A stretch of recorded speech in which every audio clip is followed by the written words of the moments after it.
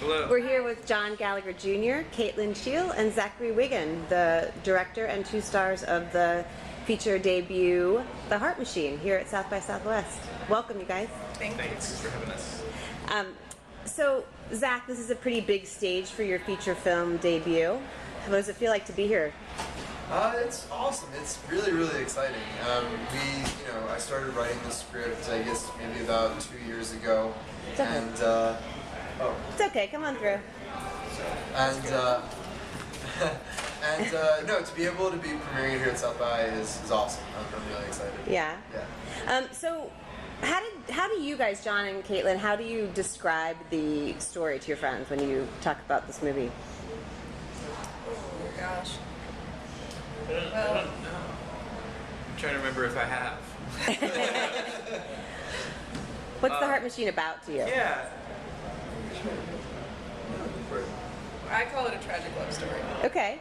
personally. Okay, But good. I'm very revealing too much about the plot of the film. Okay. Yeah, me too. From now on. Let me say. A tragic love story? Yeah. Okay. It's good. What attracted you to the roles? I don't know. I liked the character. I felt like I understood him, and I think he's a good-hearted person that does some very questionable things throughout the film, and that's my life in a nutshell. So I really related to him, and kind of empathized with his plight a little bit, and also really liked the love story in the film. I really liked the 2 characters and the way that they found each other and fell in love, and I liked the way that Zach had put it all together and written it. So I just really liked it from the get go, and met Zach and had a really nice time talking to him. We had a very nice Skype chat. I downloaded Skype for those purposes. Remember To meet agent was Zach? like, Google video at first, it and I didn't work. couldn't do it, and my agent was like, "No, you have to download Skype." And I was like, "What? I can't. Can I use the thing on what's FaceTime?" And she was like, "No, it's Skype." And I was like, "But I've got this one." And it was a whole ordeal, and it didn't work the first time. Yeah. And then we had to keep arranging different Skype dates, and then I had seen some of Kate's work and was a fan, and so it just was like, "Oh, this is a no-brainer thing to do." What about you? Sort of similar. I related to the character quite a bit. Thought she was a very lonely, insecure person who really wasn't trying to hurt anyone, but sort of gets involved in some really questionable behavior. And I wanted to play her. I kind of had a protective feeling for her. Mm-hmm. And Zach and I went to college together, so I've known him for quite a while. Oh, okay. At NYU? NYU. Yeah. Great. So what do you think this movie says about social media and hookup apps and this whole generation and how you, I'm in a different generation, but how you kind of deal with love and relationships and intimacy, and I think it says so much that we're becoming more and more desensitized to real life intimacy, and without giving too much away, the couple develops a relationship over Skype. So it's not an in-person relationship. What do you think maybe Zach can talk a little bit about what you meant to set out to say, or what inspired it.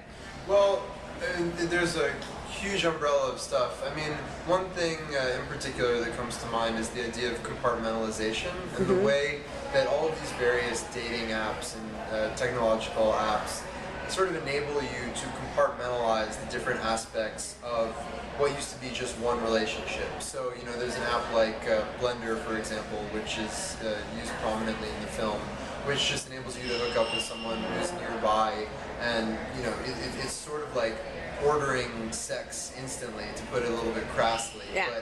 but if you will. Like seamless sex. I mean, it sounds crass, but when I think about the app, that's sort of something that comes to mind, frankly. And the idea, and then of course there's Skype, which facilitates communication at great distances. And so the idea of all these different technologies being used to compartmentalize the various aspects, sort of like break down and take one relationship and put it into various different compartments, was really interesting to me and something that I wanted to explore. Cool. It made me think about her, Spike Jonze's movie, and just how I've been saying this for like a few months since I saw it, that I don't think we're that far from that kind of relationship, and it's not that much different than what the relationship that they have, where there's not, I mean, there's a picture, but there's not really a physical person. You know, it's kind of just a voice and a mental conversation all the time. So that's what it made me. I mean, I think it kind of got me even further thinking that, you know, Right. that there are ways. Have you guys had relationships like this where they're long distance and Skype? Not that you've never met, but No, I've not really. No, I haven't really had anything quite like this. And we've been in relationships where distance has become parts of it here and there, but never for a long time, and certainly never without having a foundation Right. established prior to. And that's something that was so interesting to me about the story, was that that because there's no physical aspect to the relationship. It's like it's a relationship that's built on Yeah. nothing, because there's nothing really to hold on to, and so they're building this relationship on I think their connection is very real. yeah. I do think that they really come to care about each other in a very, very real way, but it's like it's built on shaky territory. And that's becoming more and more common, I think. I mean, my husband has a friend who moved from California to Canada to marry this woman after a relationship for a year and a half. And I mean, I don't think they'd ever met. Maybe they had once, but, Right. It's bizarre. Yeah, it's really interesting. What about you, Kate? Have you thought about this kind of relationship, or? Well, I met someone once in person and then came to fall in love with them over the course of many, many, many long hours of conversations and email. I didn't have a computer that allowed me to Skype at the time, so there was actually no visual image whatsoever. But it was not to last. But yeah, I understand. Yeah.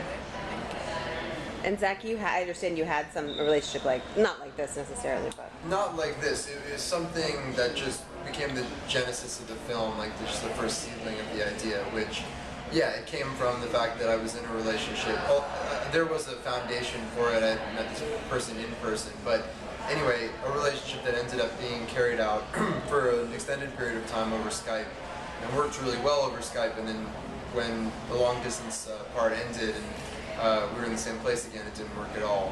And that sort of got me thinking about, what if there was someone who would prefer a Skype relationship to a relationship in person? That's kind of how the film first came about. What were the challenges of filming the Skype conversations? And did you film it real time, like they were having the conversations? It wasn't like filming one side and then the other. Yeah. Tell me about acting that way. I mean. We filmed them at the same time.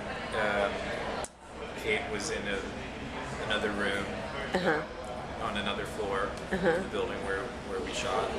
And one of the biggest difficulties was really the technology itself, because we were constantly losing the internet connection.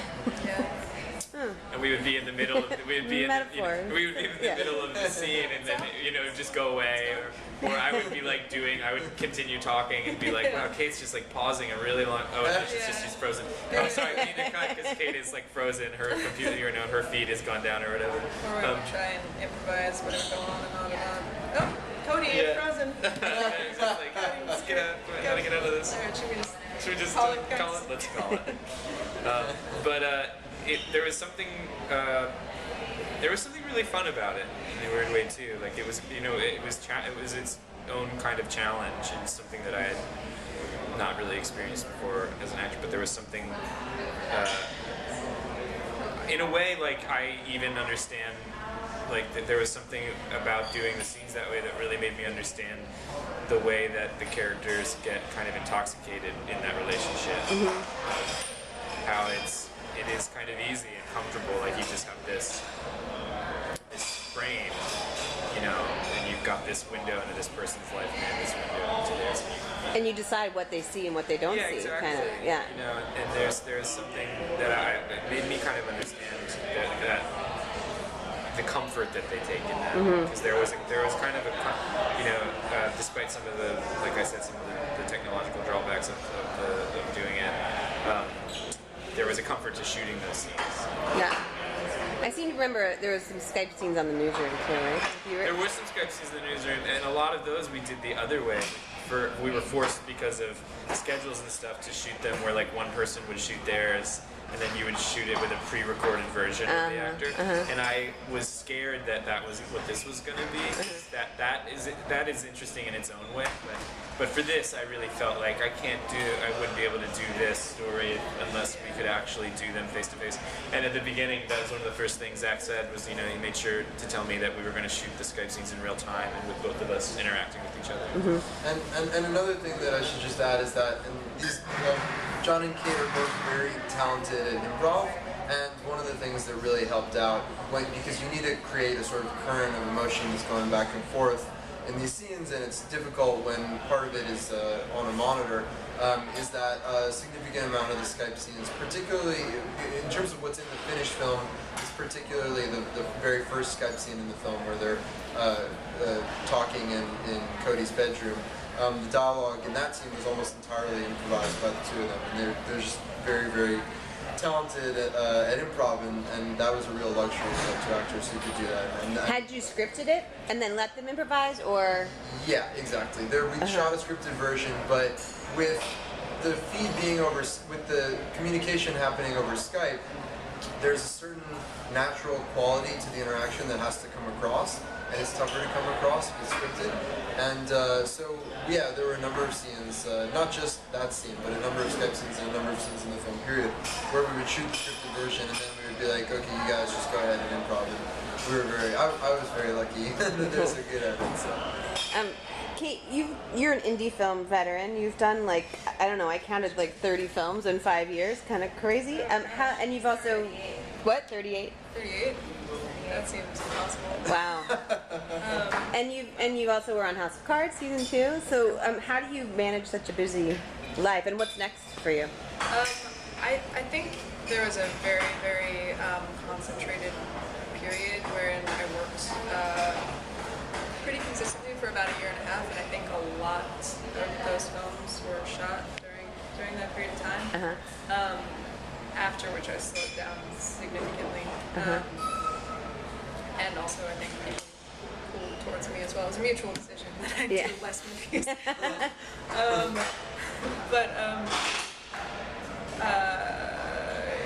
Yeah, I mean the House of Cards thing came by surprise, and I sort of cleared my schedule for that.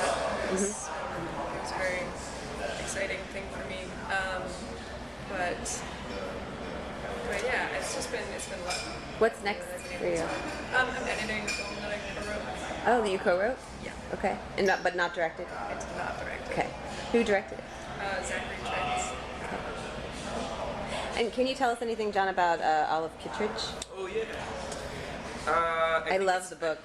It's a really good book. Yeah. I think it's going to air in the fall, but I'm not 100% sure. I haven't seen any of it, but what's your character like? I play the son of Frances McDormand, the title character Olive Kittredge. I play her son, who it kind of tracks him from his early 20s into his mid-late 30s, and his progression with the family dynamic and stuff. I think it's going to be really cool. There's a lot of really, really talented people involved. It looked like I was. It was fun to make. Yeah. I got to meet Bill Murray. Made the whole thing worthwhile. All right, so Zach, do you have something next? Yeah. You have a story in mind? Yeah, I'm writing my next film right now. Great. But yeah. I can't. But I'm. That's fine. I don't want to jinx it by talking about it. So. That's fine. Well, good luck tonight for the premiere. Thank you. So exciting. I'm so happy for Zach, my old friend. Oh, thanks, Kristen. Yeah. All right. Well, thanks you guys. Great. Good luck. Thank you.